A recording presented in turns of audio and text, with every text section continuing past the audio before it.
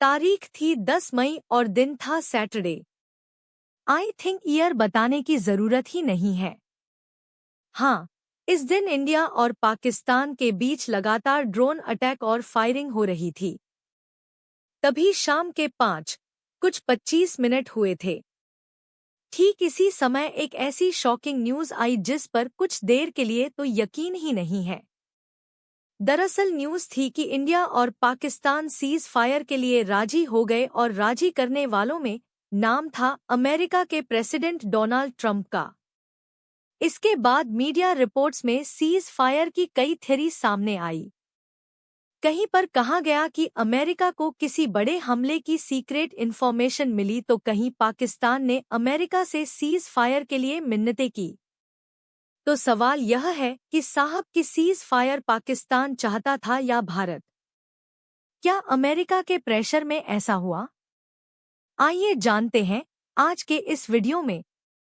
Ceasefire के पीछे की एक थ्योरी यह भी है कि ब्राह्मोस से अटैक किया तो पाकिस्तान को लगा इंडिया परमाणु ठिकाने तबाह करेगा। तभी पाकिस्तान आनन फानन में अमेरिका को फोन मिलाता है। दरअसल 10 मई की सुबह भारतीय वायुसेना ने पाकिस्तान के शोरकोट और सियालकोट में एयरफोर्स के ठिकानों पर हमले किए। इस हमले में भारत ने scalp air launch cruise missile, hammer guided bomb और ब्राह्मोस सुपरसोनिक क्रूज मिसाइलों का इस्तेमाल किया। और ये पहली बार था जब इंडिया ने सुखोई फाइटर जेट से ब्राह्मोस जैसी मिसाइल का इस्तेमाल किया हो जो 290 किमी की रेंज में 2500 किमी घंटे से हमला करती है। भारत के हमले से पाकिस्तान को लगने लगा था कि अगला हमला न्यूक्लियर फैसिलिटी, कमांड सेंटर समेत आर्मी के जरूरी ठिकानों पर हो सकता है। ऐसे में पाकिस्तान को अमेरिका की हेल्प लेनी पड़ी।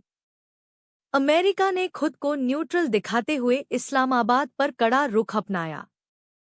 अमेरिका ने कहा कि भाई मिलिट्री हॉटलाइन का इस्तेमाल करते हुए बिना किसी देरी के हमले को रोक दिया जाए। अब इसके बाद ही पाकिस्तान के director general of military operations यानी डीजीएमओ कासिफ अब्दुल्ला ने दोपहर 3:35 पर भारत के DGMO lieutenant general Rajiv Ghai से हॉटलाइन पर बात की। दोनों देश शाम 5 बजे तक सीज फायर के लिए सहमत हो गए। दरअसल जिन देशों के बीच अक्सर तनाव जैसी सिचुएशन होती है उनके बीच एक हॉटलाइन सेटअप होता है जिसमें सीधे बातचीत की जाती है। भारत और पाकिस्तान के बीच भी ऐसी ही हॉटलाइन है जिस पर दोनों देशों के डीजीएमओ बात करते हैं। इसके बाद सवाल यह भी उठ रहा है कि अमेरिका के वाइस प्रेसिडेंट जेडी वेंस ने पीएम मोदी को फोन पर ऐसा क्या कहा साहब कि मोदी सीज फायर के लिए राजी हो गए।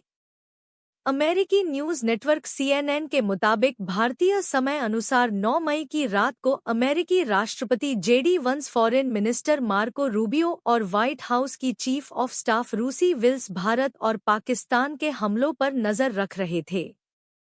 इस बीच उन्हें सीक्रेट इन्फॉर्मेशन मिली कि भारत पाकिस्तान के बीच जारी संघर्ष लिमिट को क्रॉस कर सकता है और अगर ऐसा हुआ तो इसे रोका नहीं जा सकता।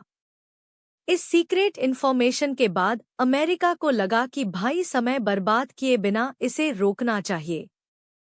वेंस, रूबियो और विल्स ने इन्होंने मिलकर संघर्ष रोकने के लिए एक प्लान बनाया और इस प्लान में प्रेसिडेंट डोनाल्ड ट्रंप को इन्वॉल्व किया। इसके बाद जेडी वेंस ने पीएम मोदी को कॉल किया। वेंस ने पीएम मोदी से कहा कि अमेरिका को लगता है कि जल्द ही कोई बड़ा हमला होने की आशंका है। वेंस ने पीएम मोदी से पाकिस्तान से सीधे बात करने और टेंशन कम करने के ऑप्शंस पर सोचने को कहा। इसके बाद वेंस और रूबियो ने भारत के पीएम नरेंद्र मोदी और पाकिस्तान के पीएम शहबाज शरीफ से बातचीत शुरू की। लेकिन इस दौरान दोनों देशों के बीच बॉर्डर पर फायरिंग जारी रही।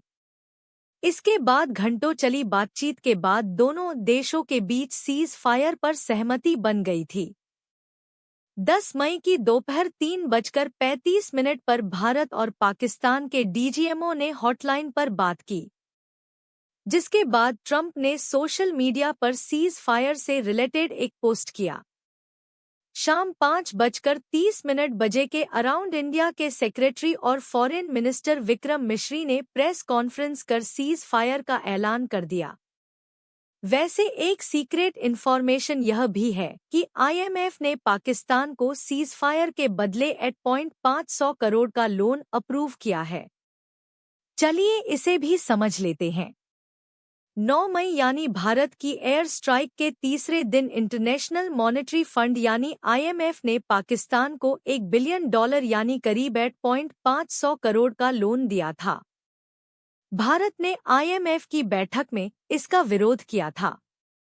भारत ने कहा था कि भाई पाकिस्तान इस फंड का इस्तेमाल भारत के खिलाफ आतंकवाद को बढ़ावा देने में करेगा।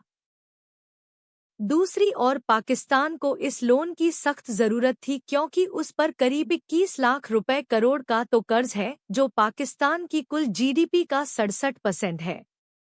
इसमें करीब 7.3 लाख करोड़ विदेशी कर्ज भी है। इस कर्ज को चुकाने के लिए पाकिस्तान को IMF के लोन की दरकार थी। इंडिया टुडे के एक सोर्स ने लिखा, जंग के माहौल में IMF ने पाकिस्तान को लोन देने के बदले भारत से सीज फायर की कंडीशन रखी होगी। IMF का कोई भी लोन अमेरिका की मर्जी के बिना मंजूर नहीं होता। ऐसे में पूरी पॉसिबिलिटी है कि अमेरिका ने ही पाकिस्तान के सामने लोन के बदले सीज फायर की कंडीशन रखी हो। अच्छा, यहाँ पर एक सवाल यह भी उठ रहा है कि जब अमेरिका पाकिस्तान पर सीज फायर के लिए प्रेशर बना रहा था तो उसका दोस्त चाइना क्या कर रहा था? क्या वो भी सीज फायर चाहता था या बात कुछ और है? दरअसल 7 मई से 10 मई तक पाकिस्तान ने भारत के खिलाफ कई चीनी हथियारों से हमले किए हैं। इनमें JF-7 aircraft, PL-15 missile HQ barrack में लौट जाते हैं। सीजफायर टेम्परेरी होता है यानी कभी भी टूट सकता है। ध्यान रखिएगा, युद्ध विराम सीजफायर से अलग होता है। इसमें दो देशों की आर्मी लंबे समय से समुद्र, एयर और जमीनी लड़ाई में शामिल होती है, लेकिन एक समय के बाद वह तय करते हैं कि अब वो लड़ाई रोक देंगे तो उसे युद्ध विराम कहते हैं। अभी एक फॉर्मली एग्रीमेंट होता है यानी लिखित तौर पर तय किया जाता है। मतलब अभी जो इंडिया पाकिस्तान के बीच हो रहा था वो पूरी